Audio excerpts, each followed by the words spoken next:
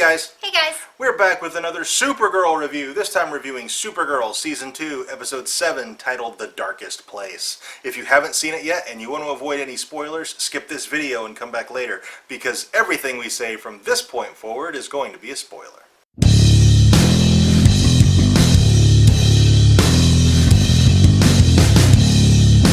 Okay, this episode did a lot, and I almost feel like it did too much. Yeah, I agree.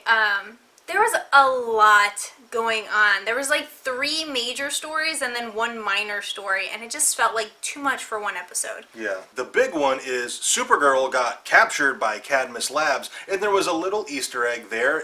Cadmus contacted her the same way Lex Luthor contacted Superman in the first Superman movie, so Easter egg there. Not only that, there was also Jimmy Olsen being framed for murder, kind of unintentionally framed for murder by Philip.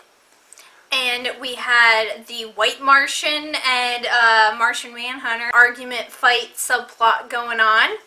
And then the tiny story of Alex and the police officer and their rocky friendship relationship thing they've got going on. So it was just so much to cram into one episode. I don't feel like any one plot point got the time it really needed. Yeah, like, I think it would have been better had they saved one of the plot points for another episode and just focused on the other 2. Because, yeah, I feel they felt a little rushed. The one thing that they could have, they could have taken out maybe the James Olsen part and kept the Supergirl with Cadmus and the Martian Manhunter, White Martian, and Alex. Yeah, and maybe done the James one, that wasn't really timeline specific. They could have put that anywhere in future episodes.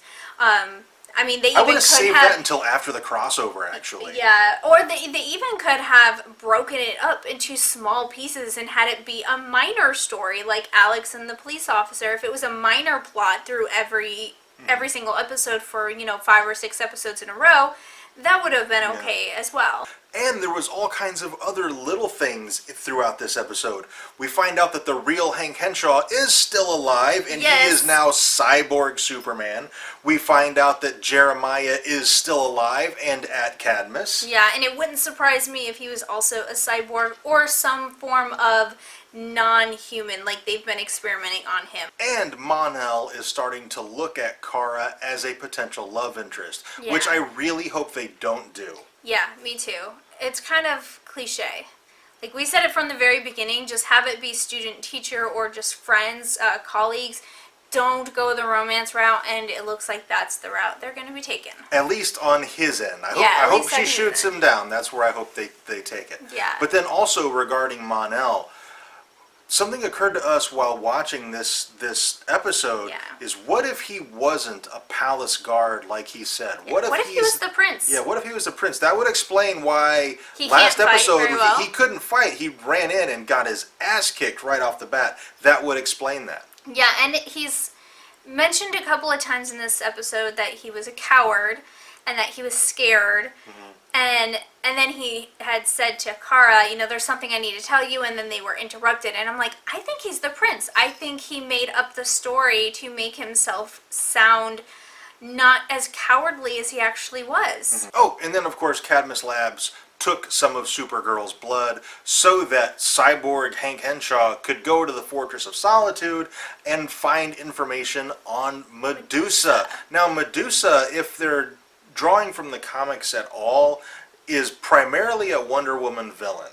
So I'm not saying, maybe they'll bring Wonder Woman into the show, but maybe it'll be like a little Easter egg. Will there at least mention her? Because Supergirl has dropped a lot of Easter eggs this season. There were 2 big ones just in this episode. There was a Batman reference in the very beginning, and then of course the Superman the movie reference. It was a really good episode. I just think it tried to do too much with too little time. I think that's pretty much it for this video. If you have anything to add, please let us know down in the comments. Also, if you enjoyed this review, and we really hope you did, tell us by dropping a like on it and subscribe for more reviews. And thank you very much for watching, and we'll see you next time.